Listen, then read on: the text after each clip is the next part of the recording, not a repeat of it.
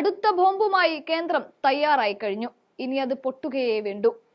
ഈ തീരുമാനത്തിൽ ഉറച്ചുകൊണ്ട് തന്നെയാണ് അവരുടെ മുന്നോട്ടു പോക്കും. അയോധ്യയ്ക്ക് തൊട്ടു പിന്നാലെയാണ് ഈ തീരുമാനവും. സമയമെടുത്ത് ഘട്ടം ഘട്ടമായിട്ടല്ല, ഇനി അങ്ങോട്ട് ഒന്നിനു പുറകെ ഒന്നൊന്നായിട്ടാണ് BJP ഒരുമ്പെട്ടിറങ്ങുന്നത്. ഇവിടെ ജാഗ്രതയ്ക്കപ്പുറത്ത് ഭയക്കേണ്ടുന്ന രീതിയിലേക്ക് തന്നെയാണ് ഓരോ ദിവസവും പോകുന്നത്, അല്ല കേന്ദ്രവും BJPയും കൊണ്ടുപോകുന്നത്. രാജ്യത്ത് ഭൂരിപക്ഷം വരുന്ന വിഭാഗത്തെ മാത്രം മതി അവർക്ക്. തെരഞ്ഞെടുപ്പിന് മുൻപ് ഏകീകൃത സിവിൽ കോഡ് നടപ്പിലാക്കും. അതിനുവേണ്ടി 3 സംസ്ഥാനങ്ങൾ ഒരുങ്ങിയും കഴിഞ്ഞു. ഇനി നടപ്പിലാവുകയേ വേണ്ടൂ. ആ തീരുമാനം ആദ്യം ഉത്തരാഖണ്ഡിലാണ്. UCC ബിൽ ചർച്ച ചെയ്ത് പാസാക്കാൻ അടുത്ത മാസം 5-ന് അവർ നിയമസഭയിൽ യോഗവും ചേരുന്നുണ്ട്. തെരഞ്ഞെടുപ്പിന് മുൻപ് 3 സംസ്ഥാനങ്ങളിൽ ഏകീകൃത സിവിൽ കോഡ് പാസാക്കാനുള്ള തീരുമാനത്തിന്റെ ഭാഗമാണിതെല്ലാം.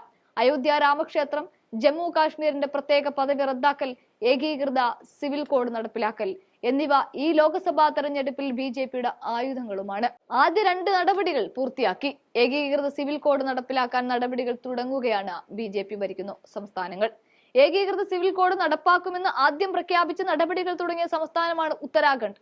ഏകീകൃത സിവിൽ കോഡ് ബിൽ ചർച്ച ചെയ്യാൻ ഫെബ്രുവരി 5-നാണ് ഉത്തരാഖണ്ഡ് നിയമസഭ ചേരുന്നത്.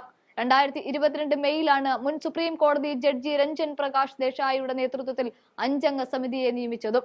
സമിതിയുടെ റിപ്പോർട്ട് ഉടൻ സർക്കാരിന് കൈമാറും. ഉത്തരാഖണ്ഡിന് പിന്നാലെ അസമിലും ഗുജറാത്തിലും ബിൽ ചർച്ചയ്ക്കെടുത്ത് പാസാക്കാനാണ് ശ്രമം. 3 സംസ്ഥാനങ്ങളിലും ബിൽ പാസ്സാകുന്നതോടെ ഏകീകൃത സിവിൽ കോഡ് സജീവ ചർച്ചയാക്കുകയാണ് BJPയുടെ ലക്ഷ്യം. ലിംഗസമത്വം, സ്വത്വത്തിൽ തുല്യ അവകാശം തുടങ്ങിയ ഏകീകൃത സിവിൽ കോഡിലൂടെ നടപ്പാകുമെന്ന് BJPയുടെ അവകാശവാദം. നേരത്തെ ഏകീകൃത സിവിൽ കോഡ് വിഷയം BJP ഉയർത്തിയപ്പോൾ അസമടക്കമുള്ള വടക്കുകിഴക്കൻ സംസ്ഥാനങ്ങളിൽ നിന്നും കനത്ത പ്രതിഷേധം ഉയർന്നിരുന്നു.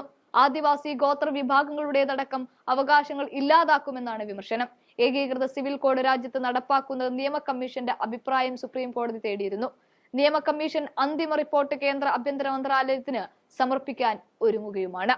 സംസ്ഥാനങ്ങളോടും വിവിധ സംഘടനകളോടും നിയമ കമ്മീഷൻ വിഷയത്തിൽ നേരത്തെ അഭിപ്രായവും തേടിയിരുന്നു. ഇതെല്ലാം കോർത്തിണങ്ങേണ്ടുന്ന സമയമേ ഇനി വേണ്ടൂ. ഏകീകൃത സിവിൽ കോഡ് അത് നടപ്പിലാവുകയും ചെയ്യും.